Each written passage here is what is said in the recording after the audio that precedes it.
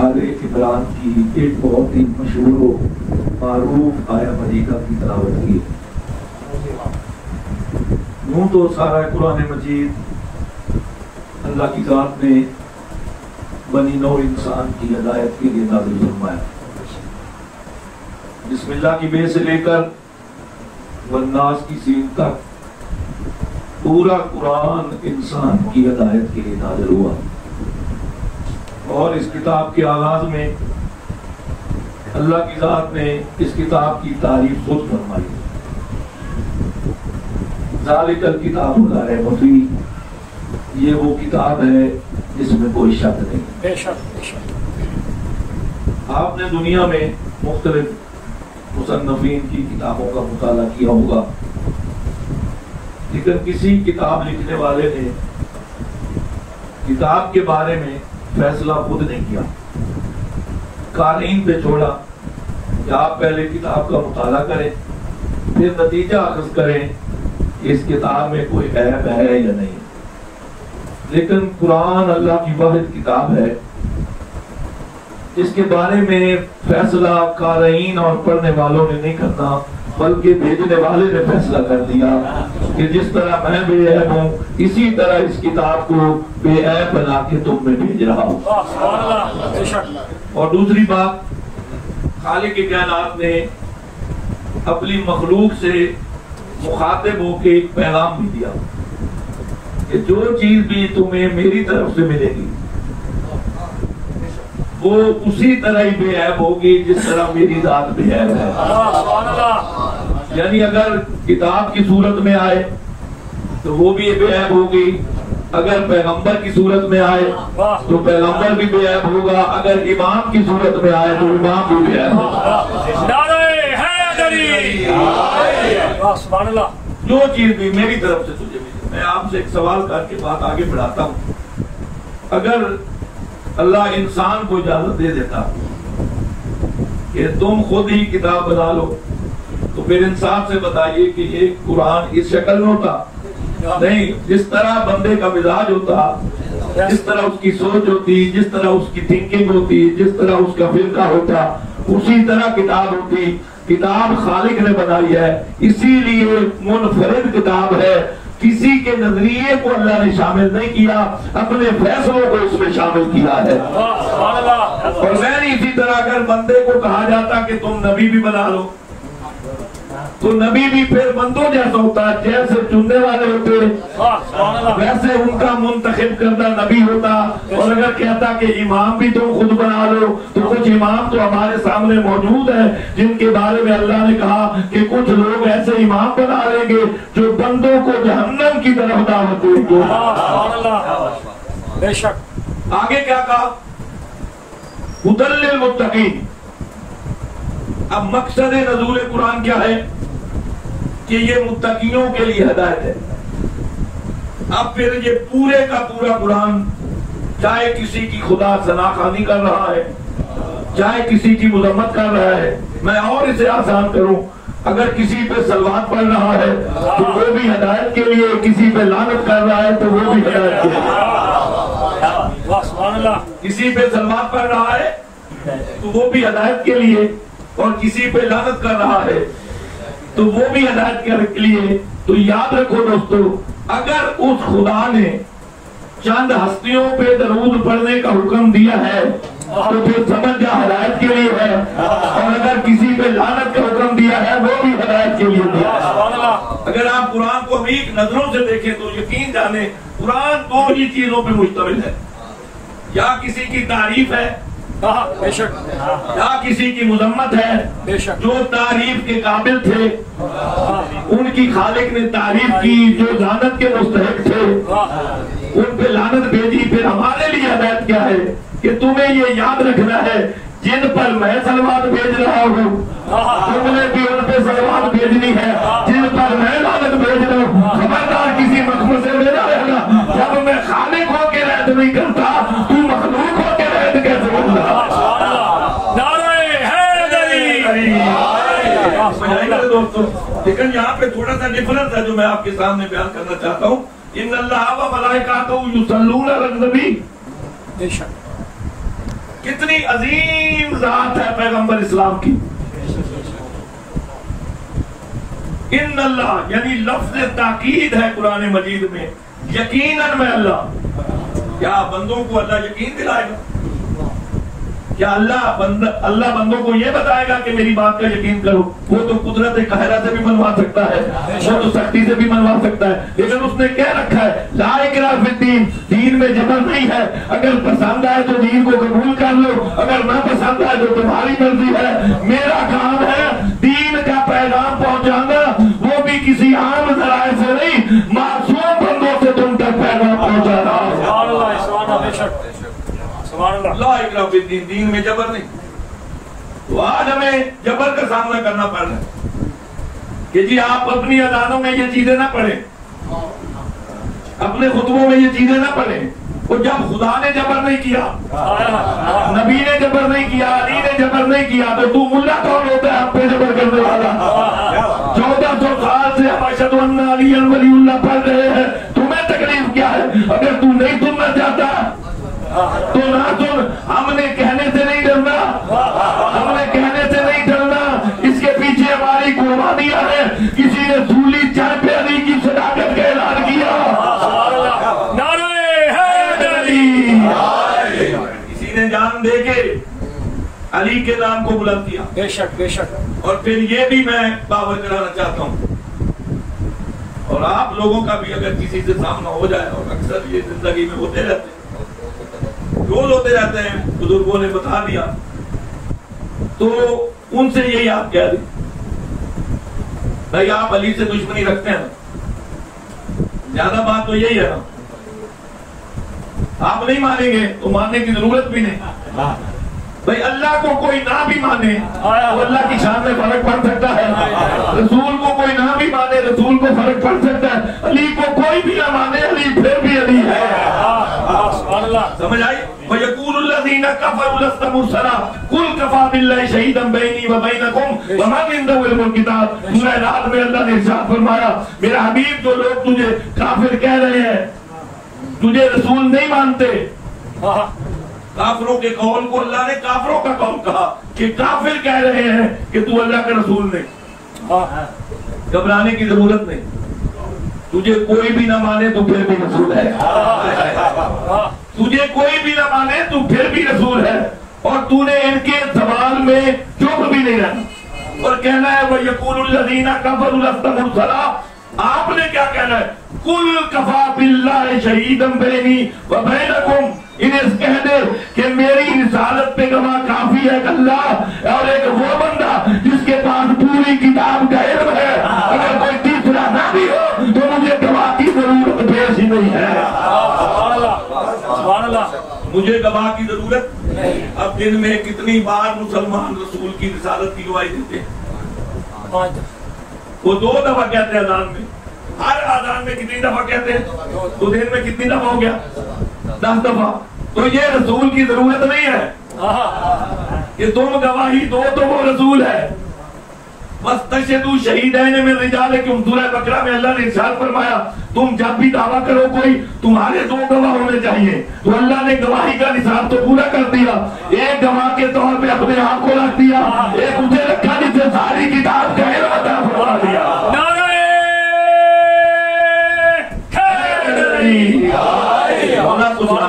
یہ حق ہے مجلس سننے کا, اور یہی ثواب ہمارے اگر نامہ اعمال میں لکھا گیا تو پھر کسی اور ثواب کی ضرورت ہی نہیں ہے.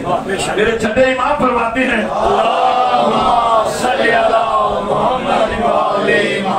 کہ دنیا میں شاید مجالس کی اہمیت کا انسان کو ادراک نہ ہو, لیکن جب انسان اس دنیا سے جاتا ہے اور قبر میں جاتا ہے تو مجلس کے فیوض و برکات وعدے کے مطابق جب اللہ اس کو پہنچانا شروع کرتا ہے اور جنت کے دروازے اس کے لیے کھول دیے جاتے ہیں, منکشف کر دیے جاتے ہیں, پھر اللہ پوچھتا ہے کوئی اور بھی تیری حضرت ہے تو میں پوری کروں؟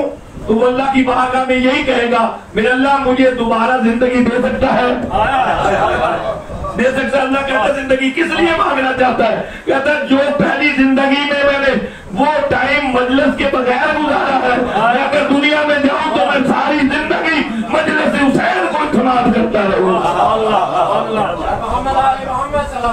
اللہم صلی علی محمد مولا محمد. اور آج تک دیکھیں کہ اس ذکر میں دن بدن اضافہ ہو رہا ہے. ماشاءاللہ ماشاءاللہ سبحان اللہ. جن بستیوں میں مولا حسین علیہ السلام کا کوئی نام لیوا بھی نہیں تھا، میرا تجربہ یہ ہے کہ آج وہاں پہ مجالس بھی ہو رہی ہیں، بے شک بے شک علم بھی لگے ہوئے نظر آتے ہیں.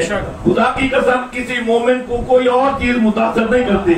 جس گاڑی پہ علم لگا ہو اسے بھی دیکھ لیتا ہے، جس گھر پہ علم لگا ہو اسے بھی دیکھ لیتا ہے. خدا کی قسم جس شہر میں علم لگا ہو پتہ چل جاتا ہے کہ یہ آل محمد کے رہنے والوں کی جگہ ہے. یہ آل محمد کے رہنے والوں کی جگہ ہے. اور یقین جانے جو کام خداوند کریم کا تھا نا وہ ہمارے ذریعے لیا جا رہا ہے. بے شک خدا کا ہے نا فَاذْكُرُونِي أَذْكُرُكُمْ، تم میرا ذکر کرو میں پھر تمہارا ذکر کروں گا. بے شک. اور ذکر خداوندی تو وہی کرے گا جسے پہلے معرفت خدا ہو، جو خدا کے بارے میں خیالات بھی عجیب رکھتا ہو، وہ خدا کی کیا تعریف کرے گا. تو خدا کی قسم اللہ کے رسول نے فرمایا خدا کو کوئی سمجھ ہی نہیں سکا، یا میں محمد سمجھا یا میرا بھائی علی ابن ابی طالب سمجھا. تو جو سمجھے گا ذکر تو وہی کرے گا نا. بے شک. تو وعدہ ہے تم میرا ذکر کرو. اور اس ذکر کو عروج کیوں حاصل ہے؟ کیا اس میں یہ پہلو دیکھا جائے کہ حکومتیں اس کی معاملت کر رہی ہیں؟ حکومتیں تو روک رہی ہیں. جتنی FIR اس سال ہم نے برداشت کی ہیں شاید پچھلی دور میں وہ برداشت نہ کرنی پڑی ہوئی ہو. حکومت تو روک رہی ہے اور تکفیری بھی روک رہے ہیں، قتل بھی کیا جا رہا ہے، دہشت گردی کا بھی شکار ہو رہے ہیں. تو پھر کون سی قوت ہے تو اس کو ذکر کو دن بدن بلند کر رہی ہے؟ اور وہ اللہ کا وعدہ ہے حسین تو نے میرا ذکر کیا، اب میں اللہ ہو کے تیرے ذکر کو بلند کروں گا، میں اپنے وعدے کو نبھاؤں گا. مانا اوفوا بعہد من اللہ. اور کون ہے جو اللہ سے زیادہ وعدہ پورا کرنے؟ اللہ نے آ کے خود تو ذکر نہیں نہ کرنا اور نہ خود ہی ذکر کو سننا ہے. اللہ نے ایک ایسی قوم پیدا کر دی جو اللہ کی معاملت کر رہی ہے، ذاکر کی صورت میں، عالم کی صورت میں، سامعین کی صورت میں، ماتم ڈالوں کی صورت میں، کہ میرا حسین سے وعدہ بھی پورا ہو جائے اور ذکر حسین قیامت تک جاری اور ساری رہے. قیامت تک ذکر حسین علیہ السلام جاری اور ساری. تو اس ذکر کو کوئی روک نہیں سکتا، اس کا ذمہ خداوند کریم نے لیا. نہ اللہ کو کوئی روک سکتا ہے، نہ اللہ کے ارادے کو بدل سکتا ہے، نہ اللہ کو موت ہے، نہ اللہ کو اونگ ہے، نہ اللہ کو نیند ہے. اللہ ہمیشہ ہے. پھر مان جا، اپنی کوششیں چھوڑ دے. اگر اللہ ہمیشہ ہے تو پھر ذکر حسین بھی ہمیشہ ہوگا، پھر ذکر حسین بھی ہمیشہ رہے گا. تو آپ کسی سے سامنا کریں نا، یا ہمیں یہی کہتے ہیں یہ آواز باہر جا رہی ہوگی، جا رہی ہوگی، جو تو مومن ہے وہ سمجھ جائے گا یہ اوپر مجلس ہو رہی. اور جو دوسرا ہے وہ کیا کہے گا؟ یہ علی والے بھی عجیب ہے، یہ بازاروں میں بھی مجلسیں کرتے ہیں، یہ درباروں میں بھی مجلسیں کرتے ہیں، یہ امام بارگاہوں میں بھی مجلسیں کرتے ہیں. آپ ان کی مجلسیں گھروں میں بھی آ گئی ہے. یہ علی کے ماننے والے ہیں اور ہمیں فخر ہے. ہم خدا کا جتنا بھی شکر ادا کریں وہ کم ہے. یہ احسان زیادہ ہے کہ اللہ نے ہمیں علی کے ماننے والا بنا دیا.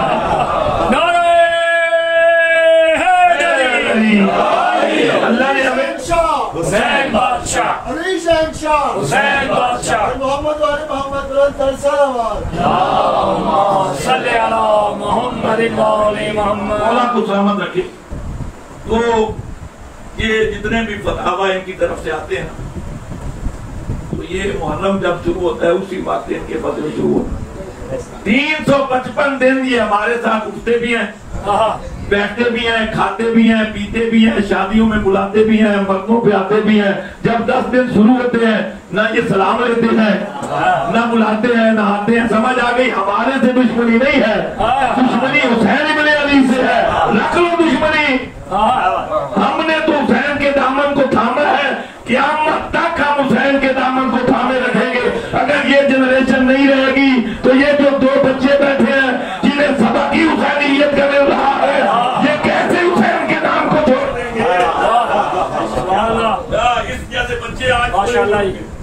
دوسرے مخالفین کے، لیکن ہمارے بچے شوق کے ساتھ مجلس حسین کو سماعت کرتے ہیں۔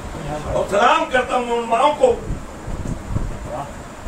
جس کی خواہش ہوتی ہے کہ میرا بچہ اگر بولنا شروع کرے تو سب سے پہلے اس کی زبان پہ علی ابن ابی طالب کا نام آنا چاہیے۔ تو جس بچے کی زبان پہ پہلی دفعہ نام علی آئے وہ کٹ سکتا ہے لیکن علی کے نام سے جدا نہیں ہو سکتا، اور علی کا نام اس کی زبان سے نہیں ہٹ سکتا۔ تو ہمیں کیا کہتے ہیں کہ یہ علی کے ماننے والے، کالے کپڑے دیکھ لیے علی کے ماننے والے، گھر پہ علم دیکھ لیا علی کے ماننے والے، ماتم دیکھ لیا علی کے ماننے والے، مجلس دیکھ لی علی کے ماننے والے۔ ہمیں فخر ہے کہ ہم علی کے ماننے والے، لیکن ان کے لیے جواب اتنا ہی کافی ہے کہ علی کے ماننے والے ہم اس وقت ہوتے جب علی خود ہمیں کہتے کہ مجھے مانو۔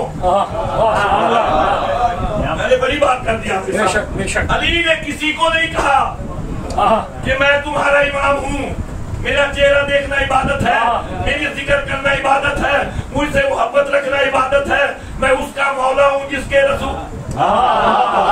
علی نے نہیں کہا، جو کچھ کہا محمد مصطفیٰ نے کہا،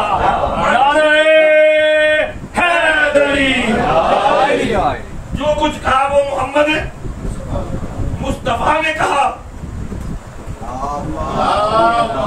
صلی علی محمد علی محمد کہ النظر الی وجہ علی العبادہ، علی کے چہرے کو دیکھنا عبادت ہے۔ اور یہ کسی کوٹھڑی میں نہیں کہا، کسی شورا کے مجمع میں نہیں کہا، کسی سقیفہ کے دفتر میں نہیں کہا، 1.25 لاکھ حاجیوں کے درمیان کہا کہ علی کا چہرہ دیکھنا عبادت ہے۔ اور بڑوں بڑوں نے عبادت کی، بیٹیوں تک کو کہا کہ نبی نے کہا ہے کہ علی کے چہرے کو دیکھنا ہے۔ نعرہ حیدری، سبحان اللہ، علی کے چہرے کو دیکھنا عبادت ہے۔ اور حضرت سلیمان فارسی، میں تو علیہ السلام ہی کہتا ہوں، بھئی تمہارے پاس اگر علیہ السلام نہ ہو تو ہمارا تو قصور نہیں ہے، تم کہو رضی اللہ، ہمارے لیے تو ہور بھی علیہ السلام ہے، ہمارے لیے تو میثم بھی علیہ السلام ہے، ہمارے لیے تو حبیب بھی علیہ السلام ہے۔ وہ خدا کی قسم جنہوں نے حسین علیہ السلام کے ساتھ وفا کی ہے ان پہ سلام بھی ہے اور ان پہ سلوات بھی ہے۔ وہ جب بھی نماز پڑھتے تھے نا، وہ مولا علی علیہ السلام کے چہرے کی زیارت کرتے، پھر زیارت کرنے کے بعد دوبارہ مسجد میں جاتے تھے، 2 رکعت نماز شکرانہ ادا فرماتے تھے۔ ایک صحابی نے کہا کہ میں بڑے دنوں سے دیکھ رہا ہوں، وہ ٹو میں لگا ہوا تھا نا، کہ تم علی کا ہر نماز پڑھنے کے بعد علی کا چہرہ دیکھتے ہیں اور پھر آپ 2 رکعت نماز شکرانہ ادا کرتے ہیں۔ کہتا ہے مجھے پتا چل جاتا ہے کہ میری آج کی نماز پڑھی ہوئی قبول ہو گئی ہے، جس پہ علی راضی ہے اس پہ نبی راضی ہے، جس پہ نبی راضی ہے اس پہ خدا راضی ہے۔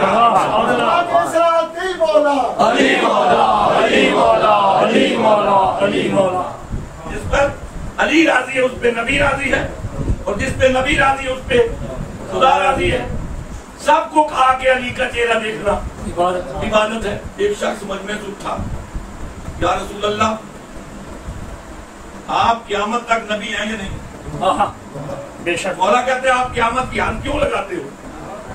اگر میں فقط قیامت تک نبی ہوں تو پھر تمہاری شفاعت کون کرے گا؟ اگر میں اس حد تک نبی ہوں تو شفاعت کرنے والا کون ہوگا؟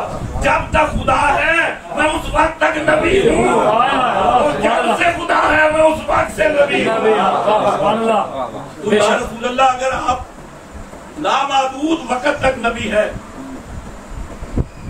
تو اس کا مطلب ہے یہ صحابہ تو آپ کو بہت پیارے، ان کی عبادت کا تو آپ نے کلی طور پہ بندوبست کر دیا کہ وہ علی کا چہرہ دیکھیں اور عبادت کر لیں۔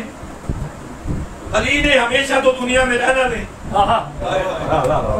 علی دنیا سے چلے گئے، جو بعد میں لوگ آئیں گے وہ تو اس عبادت سے معلوم رہ جائیں گے نا۔ تو آپ تو عدل نبی ہیں، عدل کر کے جائیں نا۔ تو نبی مسکرا کے کہتے ہیں میں کوئی تمہارا بنائے ہوا نبی ہوں، اللہ کا بنائے ہوا نبی ہوں، اگر چہرہ میسر نہ ہو ذکر علی عبادہ، علی کا ذکر کرے چہرہ دیکھنے کے برابر۔ سبحان اللہ، بے شک۔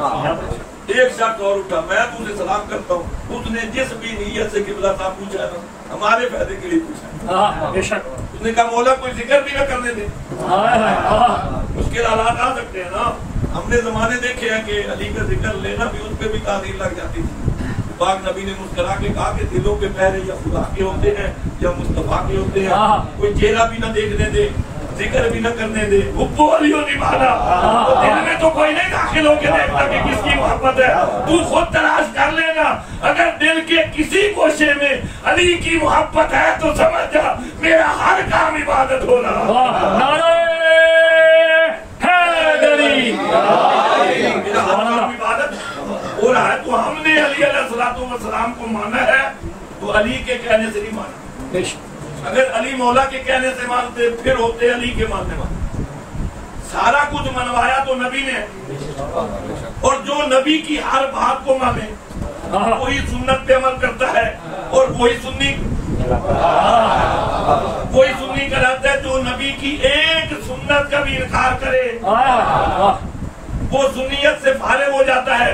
وہ تو پھر ہماری قوم ہے نا کہ جس کو منواتے گئے اس کو مانتے گئے، جس کو رد کرتے گئے ہم بھی رد کرتے گئے. جس کو گلے لگایا اس کو ہم نے بھی گلے لگا لیا. جس کو اٹھا دیا تم جتنی بھی تعریف کر دو، جسے نبی نکال دے وہ تو اس جگہ سے نہیں نکلا بلکہ علی والوں کے دلوں سے نکل گیا. اور پھر آخری بات کروں، فضائل کی کافی دیر ہو گئی آپ کو. جو کل میں ریکویسٹ کروں گا کہ آپ شاہ صاحب کے پاس جلدی تشریف لائیں کہ اس کے بعد پیمانے پر 6 بجے یا 6:15 بجے تشریف لے آئیں مجلس کو شروع ہو سکے.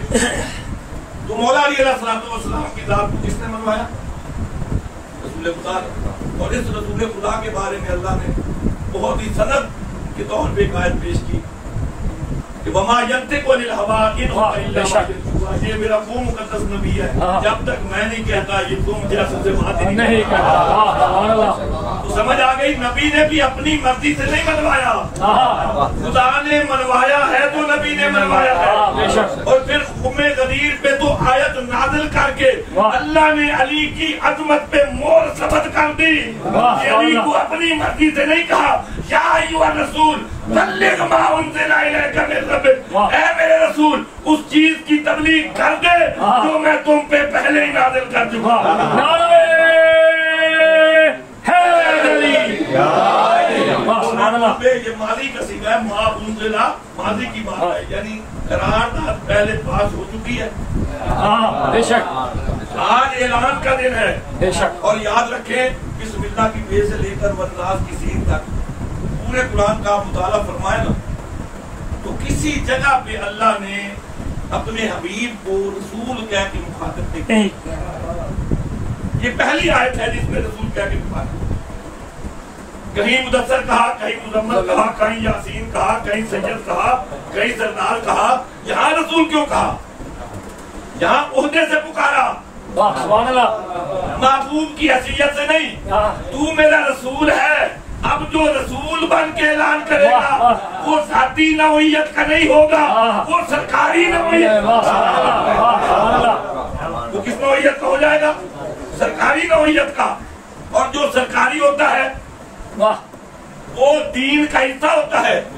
جو مانتا ہے وہ دین میں داخل ہو جاتا ہے، جو انکار کرتا ہے وہ دین سے خارج. آج وہ اعلان تھا جس پہ دین میں داخلے اور خارجے کا دار و مدار تھا. اور یہ خطبہ کوئی مختصر نہیں تھا. اب تو ہم ادھر بیٹھ کے کھا نہیں دیجیے. تو نبی پاک نے 2.5 گھنٹے انہیں مصروف رکھا. کتنے گھنٹے؟ 2.5 گھنٹے. اور یہ پنکھے ونکھے بھی نہیں تھے، گرم جگہ پہ. اور حج کے تھکے ہوئے بھی گھروں کو بتا بھی آئے تھے اندازن کہ ہم فلاں دن کو آ جائیں گے. لیکن نبی نے 3 دن رکھ کے ان گھر والوں کو بھی متوجہ کر دیا کہ جب یہ گھر جائیں تو ان سے گھر والے پوچھیں آپ نے تو سنڈے کو آنا تھا، آپ وینسڈے کو کیوں آ گئے؟ تو انہیں بھی بتانا پڑے گا کہ وہاں پہ علی کی ولایت ہے.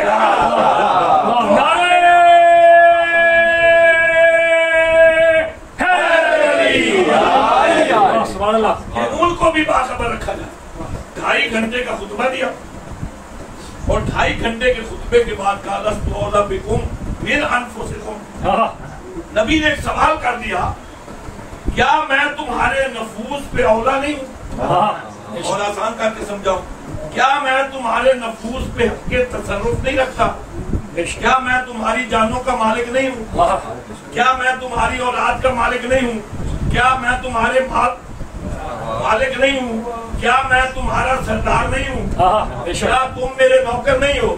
کیا میں تمہارا آقا نہیں ہوں؟ کیا تم میرے غلام نہیں ہو؟ کیا میں اسلام سکھانے والا نہیں ہوں؟ تم اسلام سیکھنے والے نہیں ہو؟ کیا میں جنت میں لے جانے والا نہیں ہوں؟ تم جنت میں جانے والے نہیں ہوں؟ قالوا بلا, سارے پکار اٹھے یا رسول اللہ آپ صحیح کہہ رہے ہیں. جب اقرار کروا لیا آپ من کنت مولا, جس کا میں سردار تھا آج سے میرا بھائی علی بھی سردار. اب یہ مولا کا ترجمہ کیا کرتے ہیں؟ تو نبی نے دوست کا تو لفظ ہی نہیں کیا. جو مولا کا مطلب نبی کے ساتھ لگاتے ہو نا وہی تمہیں علی کے ساتھ لگانا پڑے گا. وہ علی کے ساتھ سمجھ آ گئی. ایک لمحے کے لیے بھی اللہ نے اس دین کو, پاک پیغمبر نے اس دین کو لاوارث نہیں چھوڑا. اسی لیے ہم بلا فصل کہتے ہیں کہ مقام میں خم پہ اعلان کر کے ایک لمحے کی تاخیر. فہذا کا مطلب کیا ہے؟ فہا جہاں بھی آ جائے وہ بتسل ہوتا ہے, بلا فرق ہوتا ہے. جیسے ہی میں دنیا سے جاؤں گا میرے دین کا وارث علی ہو جائے گا. میرے دین کا وارث علی ہو جائے. بس دوستو اگر دنیا علی کو پہچان جاتی تو علی کی بیٹیاں بازاروں میں نہ جاتی. بڑا مشکل مرحلہ ہے. اگر آپ دیکھیں تو مولا حسین علیہ السلام جیسا ثابت کوئی کہنا نہیں بلا شک و تردید. کہ جتنا صبر حضرت سجاد کا تھا اتنا کسی کا نہیں. میں نے اور آپ نے بھی امام معصومین علیہ السلام کی سوال کو پڑھا ہوگا. جناب محمد مصطفیٰ سے لے کے قیام زمانہ تک کسی معصوم کا یہ قول مجھے نظر نہیں آیا جو امام سجاد نے شام کے بازار میں کیا کہا, کاش میری ماں نے مجھے پہلے رکھا ہوتا کہ میں یہ منظر نہ دیکھتا, کھپیوں کی بے حرمتی نہ دیکھتا. خدا کی قسم آپ کے ساتھ بھی 4 سال کی بچی ہو اور بازار میں سے لوگ تماچے مارے, آپ کیسے برداشت کریں گے؟ سکی بہن ہے, پتہ نہیں کتنے دن کی پیاسی. 34 سال امام سجاد خون روئے. کتنے سال؟ 34 سال خون روئے. منہال نامی غلام ہے, ایک دن مولا کی زیارت کے لیے مدینے آیا. مولا کو خون روتے ہوئے دیکھا, قدموں پہ ہاتھ رکھ کے کہتے ہیں مولا کب تک روئیں گے؟ اب آپ کمزور ہو گئے ہیں, مریض ہو گئے ہیں, ضعیف ہو گئے ہیں, کب تک روئیں گے؟ امام سجاد علیہ السلام نے فرمایا منہال تو نے میرے حق میں انصاف نہیں کیا. اگر انصاف کرتا مجھ سے یہ جملہ نہ کہتا. یعقوب علیہ السلام کا ایک بیٹا گیا تھا, انہوں نے رو رو کے آنکھیں دے دی, اس کا واپس بھی آ گیا. میرے 18 یوسف میری آنکھوں کے سامنے گئے, ایک بھی واپس نہیں آیا. کبھی میں عباس کے دروازے کو دیکھتا ہوں, کبھی میں اکبر کے دروازے کو دیکھتا ہوں, کبھی میں اولو محمد کو دروازے کو دیکھتا ہوں. مجھے وہ وقت یاد آتا ہے جب کہیں سے اکبر آتے تھے, کہیں سے عباس آتے تھے, کہیں سے اولو محمد آتے تھے. آج وہ گھر خالی ہے اور میں رونے کے لیے رہ گیا ہوں. مولا غش کھا گئے. کچھ دیر کے بعد افاقہ ہوا. یہ شرمندہ ہو کے کہتا مولا مجھے معاف کریے, میں نے آپ سے ایک مشکل سوال پوچھ لیا, لیکن اتنا ضرور کہتا ہوں یہ جتنے بھی افراد آپ سے جدا ہوئے ہیں یہ شہید ہوئے ہیں نا, شہادت کے درجے پہ فیض ہوئے ہیں. تو شہادت تو آپ کے گھر کا شیوا ہے, شہادت تو آپ کے گھر کا ورثہ ہے, پھر اس میں رونے والی کون سی بات ہے؟ سجاد پھر رونے لگے کہ تو نے انصاف نہیں کیا. یہ میں مانتا ہوں کہ شہادت ہمارے گھر کا شیوا ہے، مجھے اتنا تو بتا کبھی ہماری بیویاں بازاروں میں گئی تھی، درباروں میں گئی تھی، اور 36 شہروں میں میری پھوپھیاں جاتی رہی، لوگ پتھر مارتے رہے، میرا جگر پھٹ گیا، میری آنکھوں سے خون جاری ہو گیا۔ منہال اگر تو نے پوچھ لیا نا، میں بتاتا ہوں جو بندہ کھل کے نہ رو سکے نا اس کے جگر میں ورم بن جاتا ہے، اور ایک دن غم کی وجہ سے وہ ورم پھٹ جاتا ہے اور آنکھوں سے خون جاری ہو جاتا ہے۔ منہال میں اتنا مظلوم تھا کہ میں کھل کے رو بھی نہیں سکتا تھا، کبھی میں دیواروں کے ساتھ پیشانی لگا کے روتا تھا، کبھی میں اونٹوں کی ووٹ لے کے روتا تھا۔ منہال نے پھر قدموں پہ ہاتھ رکھا، مولا آپ کھل کے کیوں نہیں روتے تھے؟ کہتے اگر میں رو پڑتا پھر زینب کو چپ کون کراتا، پھر سکینہ کو سہارا کون دیتا؟ میں گھٹ گھٹ کے روتا رہا، میرا جگر پھٹ گیا۔ منہال لیکن 3 مقام ایسے آئے باوجود ضبط کرنے کے میں ضبط نہ کر سکا، میں بلند آواز میں رونے لگا۔ منہال پوچھتا ہے مولا وہ کون سا مقام ہے؟ امام فرماتے ہیں سب سے پہلے کوفے کا صدر بازار۔ جب ہمارا قافلہ اس بازار میں پہنچا نا مجھے بابا کے ایک قول یاد آیا، سجاد کوفہ وہ شہر ہے جس میں تیری پھوپھی کبھی شہزادی بن کے گئی تھی۔ آج میں اپنے کانوں سے سن رہا تھا لوگ کہہ رہے تھے پتھر مارو باغی کی بہنیں آ گئی ہے، ہاتھ پسے گردن بندھے ہوئے تھے، اور میں نے دیکھا وہی عورتیں پتھر مار رہی تھی جنہوں نے کسی وقت میں جناب زینب سے قرآن کا سبق سیکھا تھا۔ بدماشوں کی بھیڑ بڑھ گئی، ہمارے شہیدوں والے نیزے جو تھے نا وہ ہمارے قریب آئے۔ 3 دن کے بعد میں نے اپنے شہیدوں کے چہروں کی زیارت کی، میں نے ایک ایک سر کو گنا، مجھے 71 سر نیزوں پہ نظر آئے، 72واں نظر نہیں آیا۔ ازادارو اگلا جملہ سننا، میں نے غور سے دیکھا تو میرے چچا عباس کا سر کسی نیزے پہ نہیں تھا، میں نے ادھر ادھر دیکھا تو گھوڑے کی گردن کے ساتھ جناب عباس کا سر رسیوں سے جکڑا ہوا ہے، جب گھوڑا قدم اٹھاتا ہے گھوڑے کے گھٹنے میرے چچا کے رفتاروں سے لگتے ہیں۔ میں بے شک جتنی تکلیف میں بھی تھا میں نے کڑیاں سنبھالی، چچا کے پاس آیا، چچا تیری شکل میرے دادے علی جیسی نہیں ہے، یہ گھوڑے کے گھٹنے تیرے رخساروں سے لگ رہے ہیں، آپ کا سر نیزے پہ کیوں نہیں چلتا؟ سنو گے جملہ؟ جناب عباس فرماتے ہیں سجاد بیٹا میں نیزے پہ کیسے چڑھوں؟ مجھے تیری پھوپھی کا ننگا سر نظر آ رہا ہے، میں نے گھوڑے کی گردن برداشت کی لیکن نیزے پہ چڑھنا قبول نہیں کیا، اور منہال اس وقت میری چیخ نکل گئی۔ میں نے چچا سے اتنا ہی کہا چچا تو مر کے بھی نہیں دیکھ سکتا، میں کھلی آنکھوں سے دیکھ رہا ہوں۔ اور دوسری بات میں کب رویا؟ جب شام کے زندان میں میری 4 سال کی بہن دنیا سے گئی، میں نے اپنے بیٹے باقر کو کہا کہ قید خانے کے چھت پہ چڑھ جاؤ، ایک اعلان کر دو کہ ایک بچی مر گئی ہے، ہمارے جنازے میں شامل ہو جاؤ، رونے کا مقام ہے۔ 1 گھنٹے تک کوئی مسلمان جنازے کے لیے نہیں آیا۔ میں نے بہن کی رسیاں اتارنے کی کوشش کی، جیسے ہی میں رسیوں میں ہاتھ ڈالتا تھا میری بہن کی چیخ نکل جاتی تھی، بھیا اب انہیں نہ اتارو، یہ میرے جسم کا حصہ بن گئے ہیں، کسی رسیوں کے ساتھ مجھے دفن کر دو۔ جب میں نے بہن کی یہ بات سنی پھر مجھے کفن کی فکر پڑ گئی، میں اتنا غریب ہوں کہ میرے پاس کفن بھی نہیں ہے۔ تو میری بہن نے میرے ہاتھوں پہ کہا بھیا گھبرانے کی ضرورت نہیں، کسی کرتے میں مجھے دفن کر دو، میں پاپا سے شکایت نہیں کروں گی۔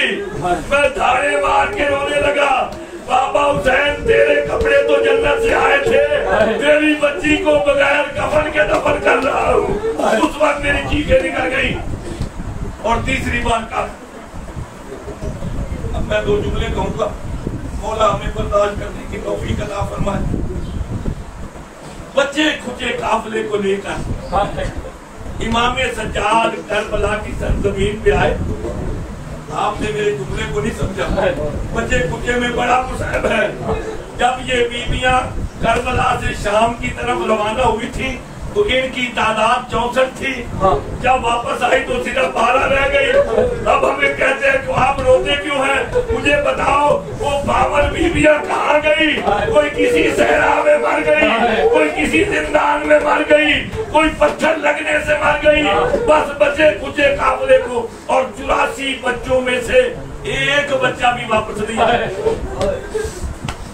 جب آپ سرزمین کربلا پہ آئے نا تو قبریں بن چکی تھی۔ آپ سے ایک سوال کر کے آگے بڑھوں گا، کربلا میں سب سے معزز قبر کس کی تھی؟ امام حسین کی۔